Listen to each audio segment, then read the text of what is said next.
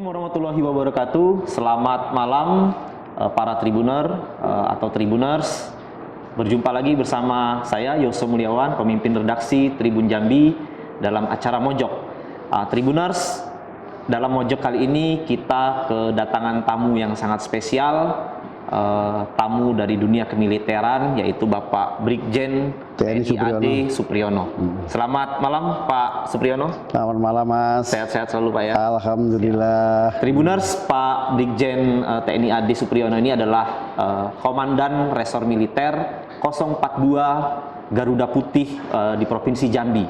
Nah, beliau sudah menjabat dari 21 Januari 2022 Pak ya. Artinya sudah 1 tahun setengah Pak ya. Iya. Waktu yang bukan sebentar lagi. Nah, mungkin kita bisa ngobrol-ngobrol sebentar. Iya.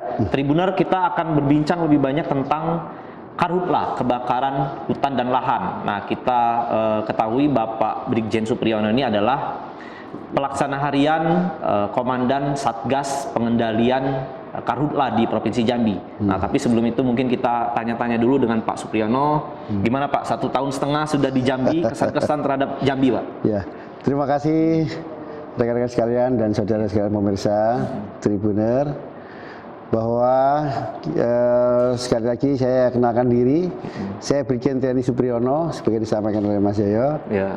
Saya menjabat Komandan Korem 042 Garuda Putih sudah 18 bulan. 18 bulan. Ini tentu waktu yang cukup untuk merasakan secara langsung bagaimana situasi Jambi. Situasi Jambi. Saya merasakan Jambi ini suatu daerah yang sangat kondusif, masyarakatnya sangat bagus, menonjolkan kehidupannya kerjasama yang tinggi, guyup juga. Guyup, rukun, kemudian juga kalau kita bersatu padu bergandeng tangan, menyusun program pemerintah sangat cepat. Sangat cepat. Termasuk di Satgas Karhutla ini.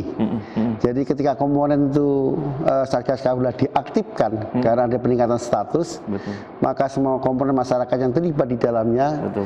dengan mudah kita bergandeng tangan dan untuk mewujudkan kinerja Satgas dengan baik. Oke.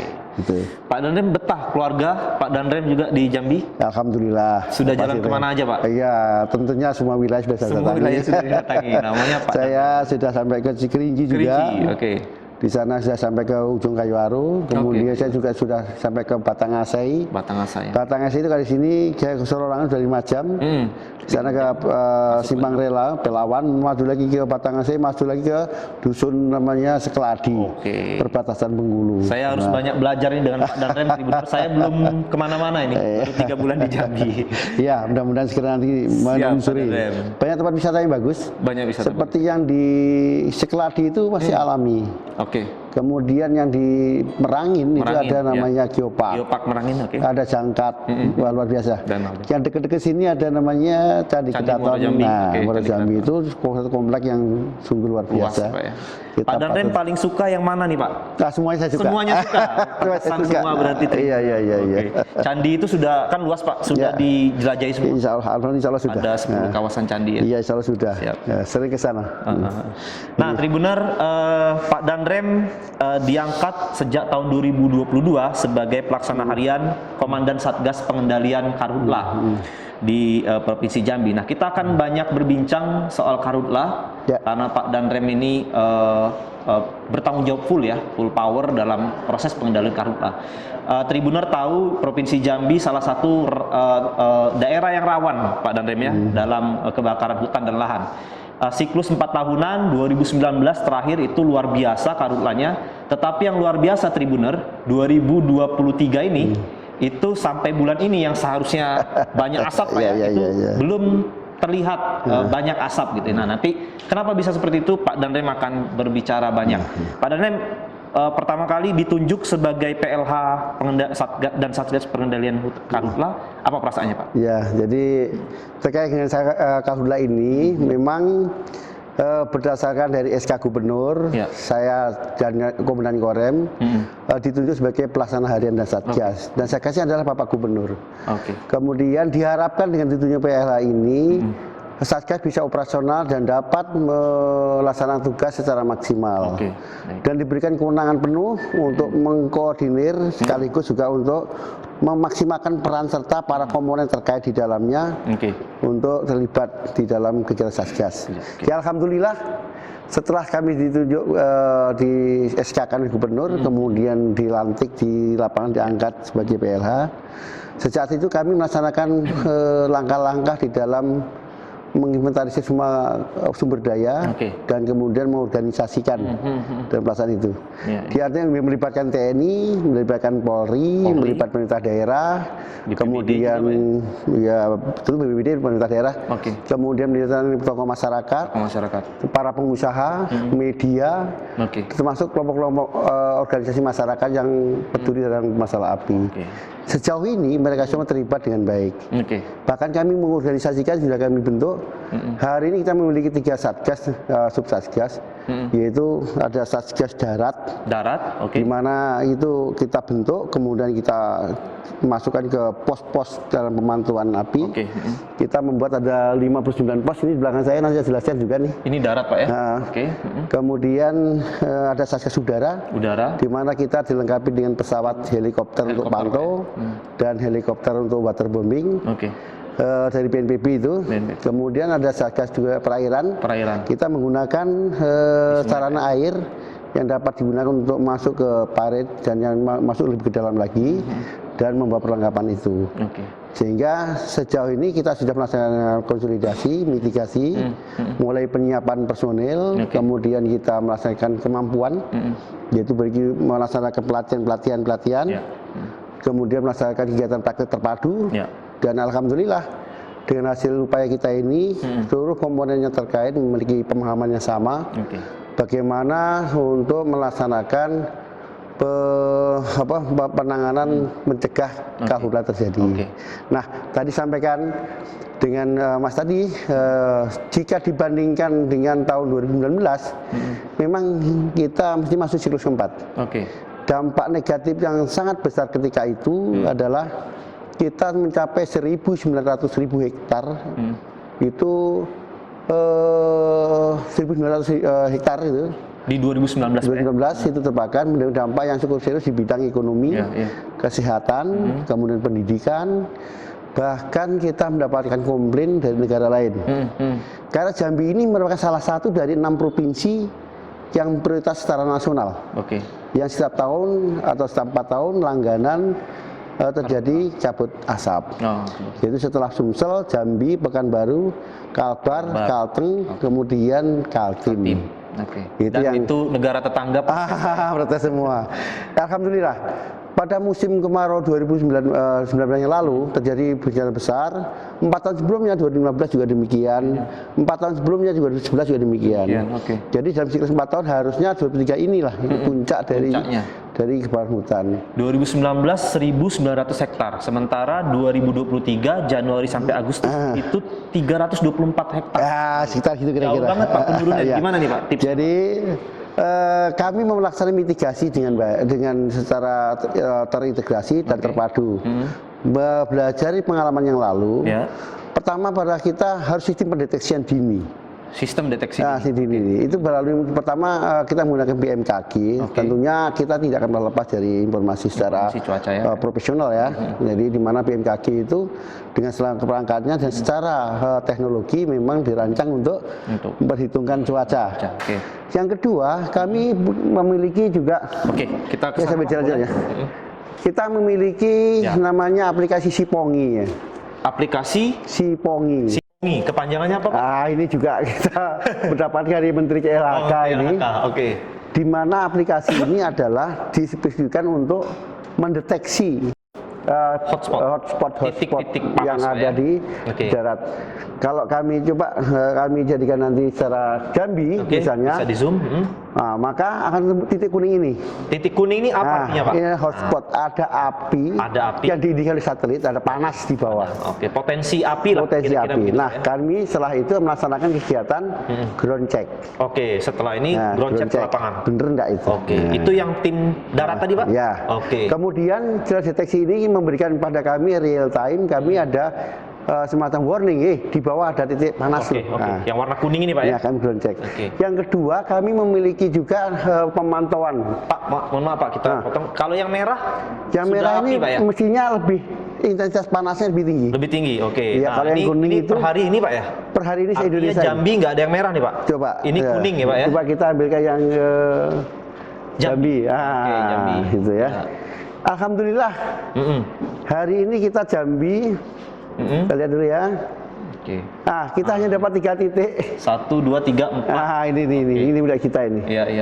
Nah, ini kalau dicek belum tentu api. Iya, hanya Sering terjadi begini. Jadi karena mungkin ada pabrik sawit keluarkan asap, itu terdeteksi satelit.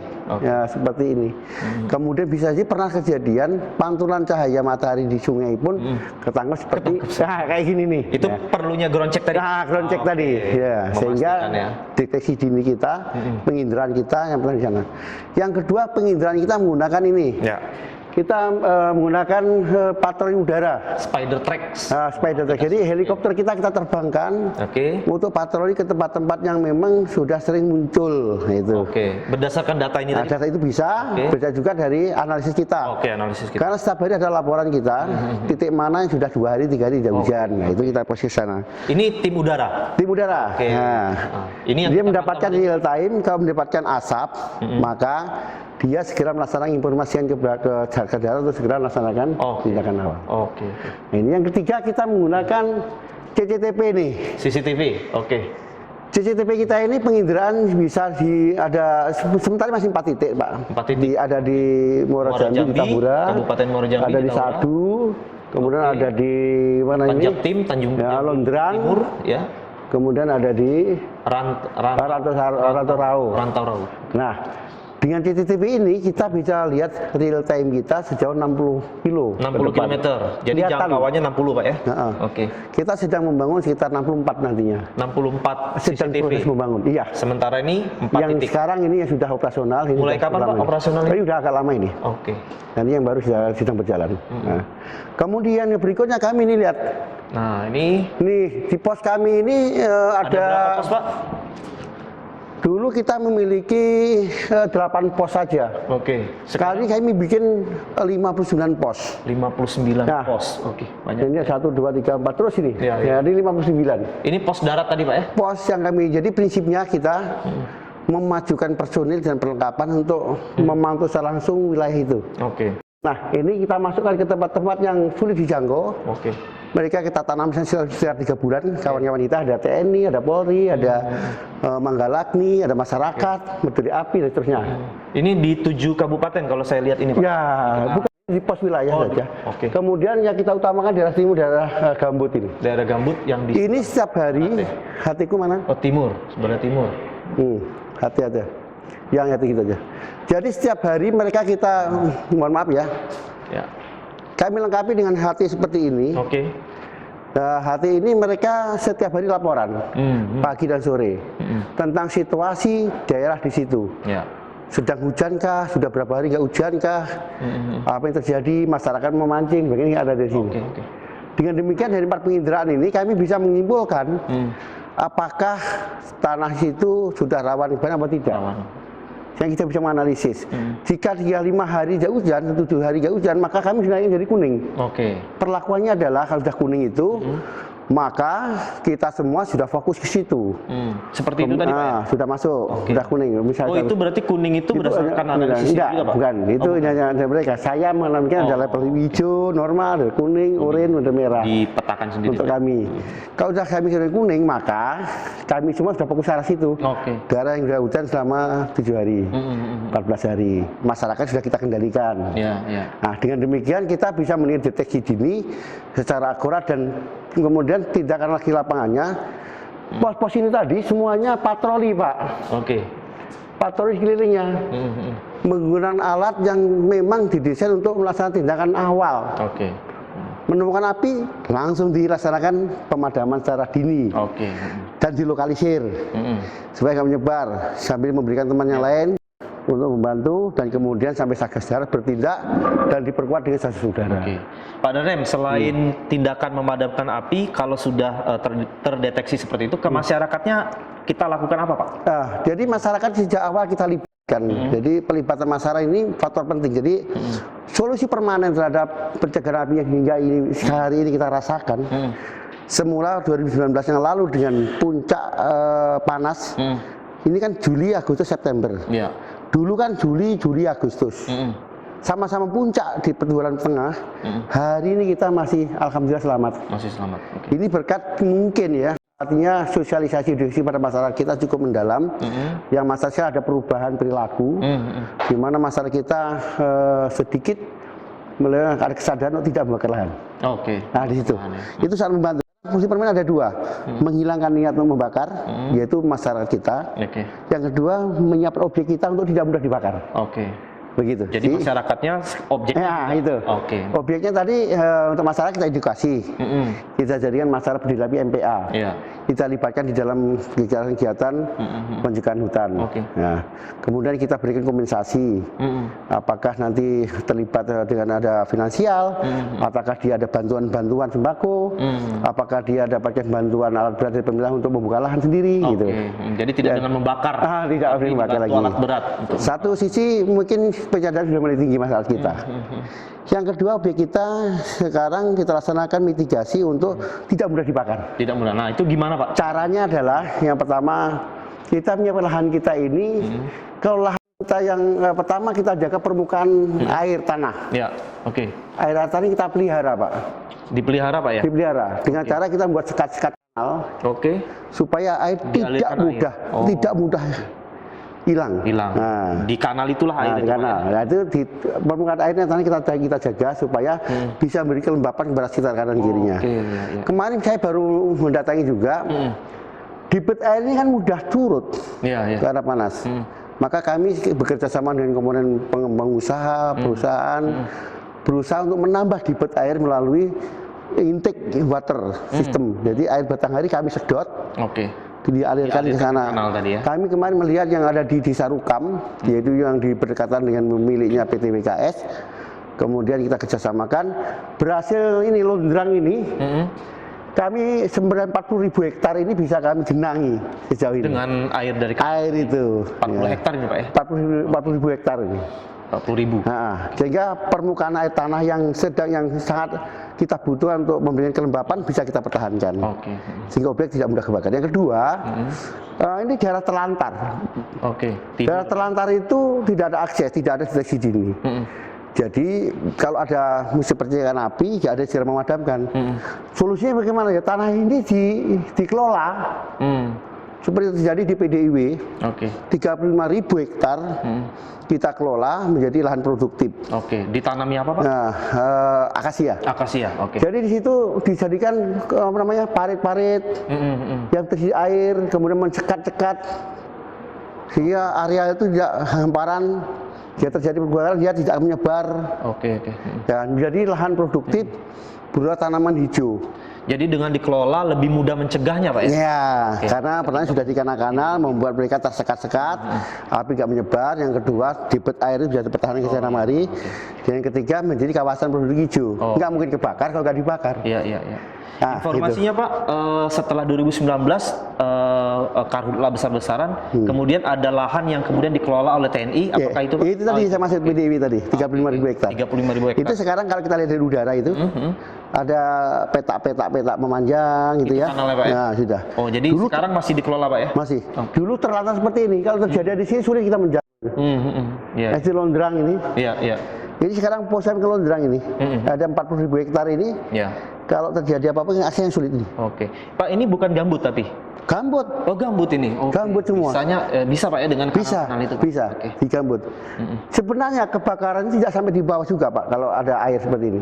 Tapi kadang-kadang kebakaran di atas yang membuat asap itu. Di atas. Nah, kalau kita tidak bisa mempertahankan permukaan air, airnya hilang, maka kebakaran sampai di bawah, itu yang bahaya. Oh gitu, ini di atas Nah, posisinya ya. nah, kita pertahankan air itu supaya ada api nggak ke bawah, gitu. Oke. Nah, kalau dia tidak ada air, maka kebakaran sampai bawah. Itu yang terjadi di 2019. Iya. Itulah yang kenapa sampai sejauh ini kita masih bisa Aman Pak ya? aman. Yang ketiga, ada satu lagi teknologi modifikasi cuaca. TMC hari ini kita sudah yang sekian kalinya. Tahap 1 kemarin kita bulan yang lalu, bulan Juli, kita mendapatkan 30.000 ton 30.000 untuk ton. semai benih air berupa garam. Kita dikasih waktu 2 minggu untuk dibutuhkan 2 minggu untuk menebarkan itu. Kemudian beralih ke Palembang, juga hal yang sama. Biasanya kalau Sumsel melaksanakan kegiatan ini yang hujan kami, Pak. Oke, jadi Karena anginnya tadi kita lihat ini angin. ya. Ini Pak, ini kan angin ini.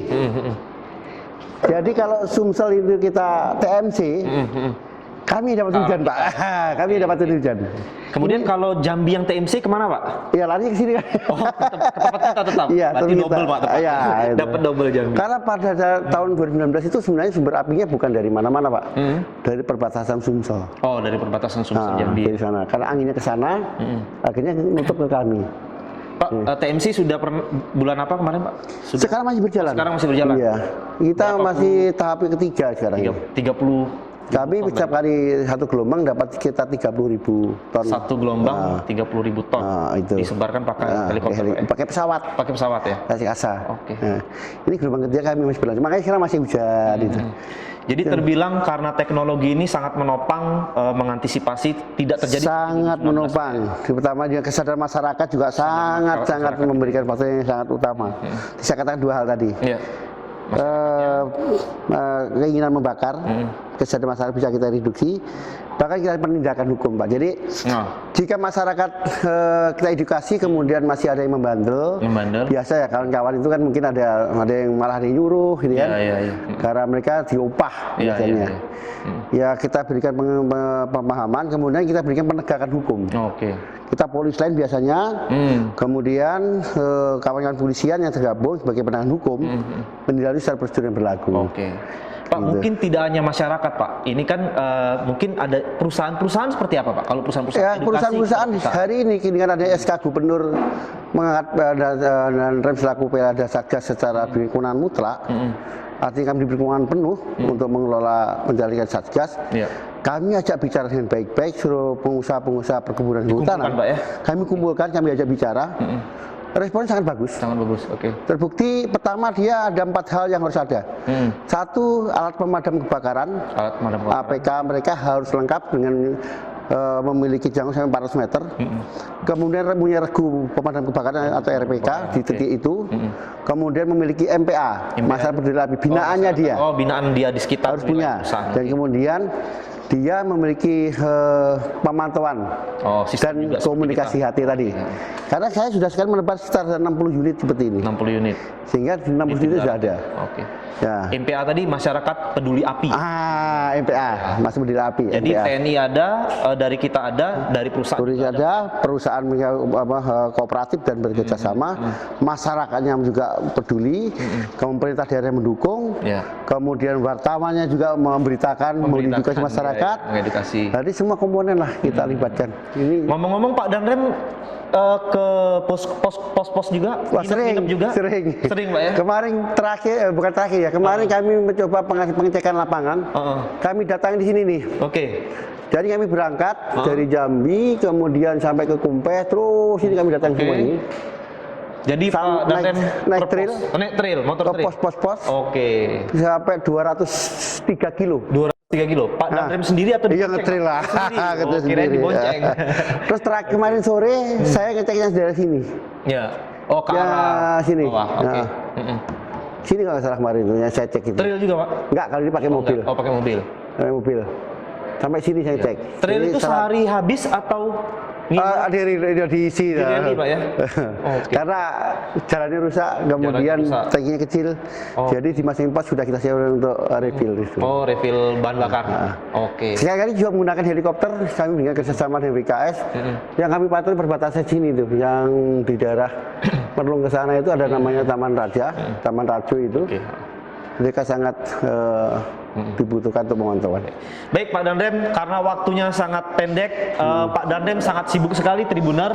Next time kita akan bincang-bincang lagi dengan Pak Danrem seputar Karhutlah dan seputar lainnya. Mungkin seputar pemilu nanti kita bisa Itu juga. mari, saya udah bikin posko di depan. Siap, oke. Nanti Tribuner tunggu bincang-bincang kita selanjutnya dengan Pak Danrem seputar pemilu. Nah, sekarang Pak Danrem pamit dulu, saya juga pamit karena Pak Danrem ada kesibukan lain. Tribuner, sampai jumpa lagi. Pak Brigjen Supriyono, terima kasih banyak Pak. Terima kasih juga. Semoga lancar-lancar tugasnya sebagai Dansat Gas Karhutlah. Ya. Terima kasih Tribuner. Selamat malam. Selamat malam. Terima kasih semuanya. Saya mohon doa restunya masyarakat semua. Mohon kita semua bergandeng tangan, bersatu-satu melawan api. Kita sepakat api musuh bersama. Api musuh bersama. Baik Dan Tribuner. kita bergandeng tangan. Siap. Ya. Assalamualaikum warahmatullahi wabarakatuh.